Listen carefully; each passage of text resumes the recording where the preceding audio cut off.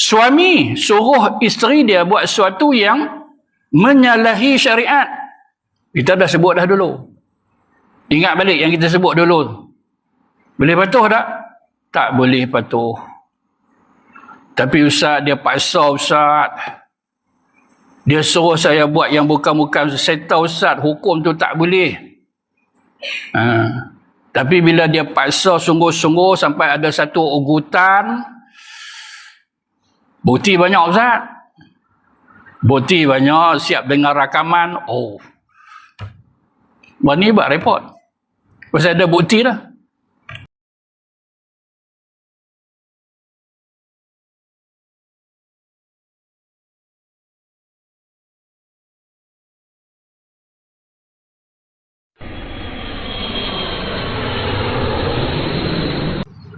Sambung muka surat 48.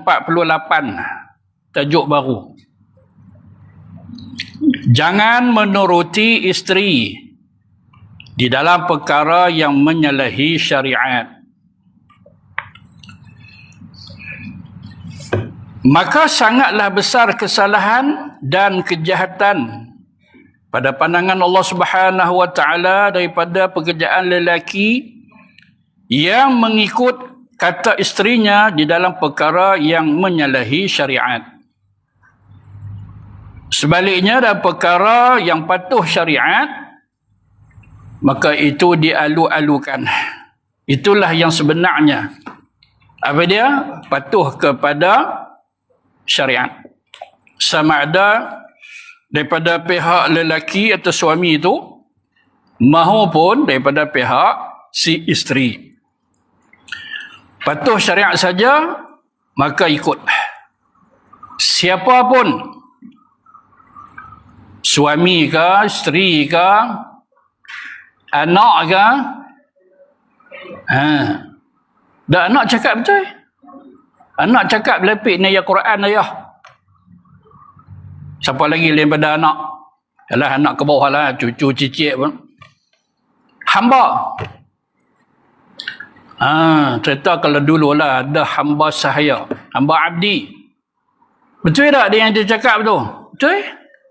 Ni dia tunjuk ni hadis Nabi. Kita ni tuan tu ikut tak? Ikut. Dan seterusnya. Bolehlah taklah contoh kat situ. Dan ambil tambah sikit lebih pada yang di sini. Di sini dia kata apa dia? Saya kira kalau isteri itu patuh syariat, segala yang dia cadang, segala yang dia minta kita lakukan sesuatu itu, baik bagi pihak kita ni, ikut tak ikut, patuh syariat, wajib ikut. Contoh ada isteri kata apa dia, abang ni masuk maghrib lama dah, tak apa, faham, abang tak boleh pergi masjid, faham, dia adalah sebab-sebab tertentu, tapi kat rumah kan tak semayang kot. Apa tu macam mana dengan suami ni? Ikut tak ikut? Wajiblah ikut. Ni hang siapa ni? Hang kenal tak aku ni siapa? Makam aku ni apa? Hang pandai dia suruh aku. Tak apalah. Dia sombong, kalau dia ego macam tu, siap dia. Kalau tidak insaf, kalau tak taubat sebelum mati dia, tunggulah. Kubur tu nak pergi mana kita? Kat situ yang kita akan masuk. Baik, jadi setakat ni kita pun faham bahawa perkara yang menyalahi syariat, maka tak boleh ikut. Siapa tadi jugalah. Sama ada daripada pihak isteri dia, anak ke bawah, hamba, lagi apa lagi? Hamba berani ke? Kan sebut benda tak patuh syariat ni. Bos, tu macam mana ni? Bos suruh ni, ketua ni, majikan ni, tapi tak patuh syariat, tak boleh ikut. Suami suruh isteri dia buat sesuatu yang menyalahi syariat. Kita dah sebut dah dulu. Ingat balik yang kita sebut dulu. Boleh patuh tak? Tak boleh patuh. Tapi ustaz, dia paksa ustaz. Dia suruh saya buat yang bukan-bukan. Saya tahu ustaz, hukum tu tak boleh. Tapi bila dia paksa sungguh-sungguh sampai ada satu ugutan, bukti banyak Ustaz. Bukti banyak, siap dengar rakaman. Oh, ni buat repot. Pasal ada bukti dah. Dalam masyarakat kita ni, negeri kita ke, negeri jiran ke, negara mana ke, kadang-kadang ada bukti yang cukup.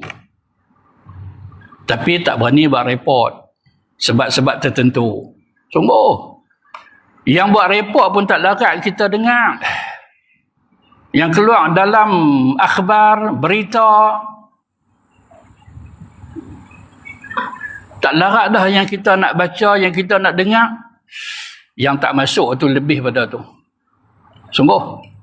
Baik, tuan-tuan rahmati Allah sekalian. Seperti kata Hasan Al-Basri, siapa dia ni? Tabi'in. Sebab apa dia tabi'in? Sebab dia selepas daripada sahabat. Sebab dia tak jadi sahabat? Sebab dia tidak sempat bertemu Nabi.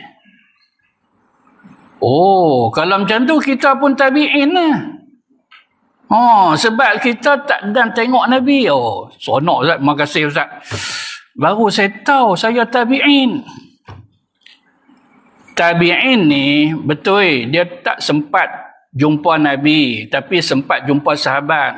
Hang kata hang tabi'in jumpa siapa? Kan? Sahabat Nabi tu hang jumpa tak? Dak lah Ustaz, tu bila? Tak payahlah, sembang pelik-pelik tu tak mau dengar.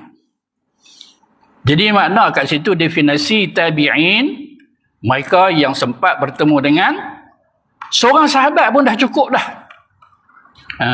Berapa Ustaz? Berapa syarat? Mesti ke 5 orang ke 10 orang? Seorang sahabat pun dah cukup dah. Melayakkan dia sebagai tabi'in. Tabi'i lah. Tabi'i. Dah ramai pun non tabi'in. Lepas pada tu tabi'in. Tak dan jumpa sahabat, jumpa tabi'in. Jadi dia tabi'in. Dia kita berapa kali tabi'? Tabi' ada lah. Tabi' ada. Ustaz, kebetulan Ustaz, saya orang sana Ustaz. Apa dia? No, tabi'. Tabi'. Berapa kali tabi' ni? Tak kira ikut generasi demi generasi tu. Baik, tak apalah. Sahabat-sahabat ada kelebihan, tabi'in ada kelebihan, tabi'in. Kita pun ada kelebihan. Kalau saya mampak tu lah. Baik, kita tengok apa Hasan Al-Basri. Dikatakan nama dia Hasan tu diberi nama oleh Ummu Salamah, isteri Nabi. Ummu Salamah yang bagi nama tu Hasan tu, berkat tu. Basri, Basrah. Dia orang Basrah, Iraq. Dinisbah kepada tempat dia Al-Basri. Jadi orang kita pun ada juga ambil berkat semua tu. Buh nama anak dia Hasan Basri. Pada saya dah Hasan, nama dia Al-Basri, Basrah. Tapi tak apalah, ambil berkat. Bagus orang ni, hebat, alim besar ni, Hasan Basri. Rahimahullah ta'ala. Apa kata dia? Wallahi ma asbaha rajulun liyuti'a imra'atahu fima tahwihi illa katabahu Allahu finnar. Baik, kita lihat. Seperti mana dalam kitab Zuhud Imam Ahmad pada nombor 1620. Nak tengok kepada lafaz tu. Apakah benar? Kan? Yang mana Syekh Nawawi ni, Al-Bintani, dia ambil, dia kata Hasan Basri sebut perkataan ni ada dalam kitab Zuhud Imam Ahmad bin Hanbal. Pada nombor 1620, baik kita tengok. Anil Hasan, maksudnya Hasan Basri, annahu qala, dia berkata, wallahi ma asbaha al-yawma. Ada perkataan al-yawma, sini tak ada. Dalam kitab kita ni tak ada. Rajulun yuti'u imra'atahu, lam asal itu tak ada. Sini ada lam. Liyuti'a. Kan? Yuti'u imra'atahu illa akabbahu Allah. Illa Fima tahwihi tak ada di situ. Illa, sini ada illa katabahu pada kitab Zuhud Imam Ahmad, akabbahu, bukan katabahu. Akabbahu Allahu fin nari ala wajhih. Ala wajhih tak ada dalam kitab kita ini. Kan? Tersangka baik, mungkin Syekh Muhammad Nawawi Al-Bintani dia rujuk pada kitab yang lain. Kan? Ada apa ambilan kita daripada kitab Zuhud Imam Ahmad, agak banyak perubahan. Kan? Kat tengah berapa banyak yang kita nak kena tambah, kena buang sebagainya, sampai ke hujung ala wajhi tak ada. Baik, kita lihat apa maksud dia. Wallahi demi Allah, tiada pagi-pagi lagi seorang lelaki yang mengikut isterinya di dalam suatu yang disukai oleh nafsunya yang menyalahi syariat. Melainkan Allah Ta'ala menarikkannya ke dalam api neraka. Illa akabbahu Allahu finnar ala wajhih. Melainkan Allah Ta'ala humban, maka jatuh dia dalam neraka di atas muka dia. Maksudnya Allah Ta'ala arahkan malaikat untuk lempak dia dalam neraka dan tertomah jatuh muka dia ke bawah dasar neraka. Besar tu hukuman ni. Bagi siapa tu? Bagi suami yang ikut selera nafsu, hawa nafsu isteri dia pada perkara yang tidak patuh syariat.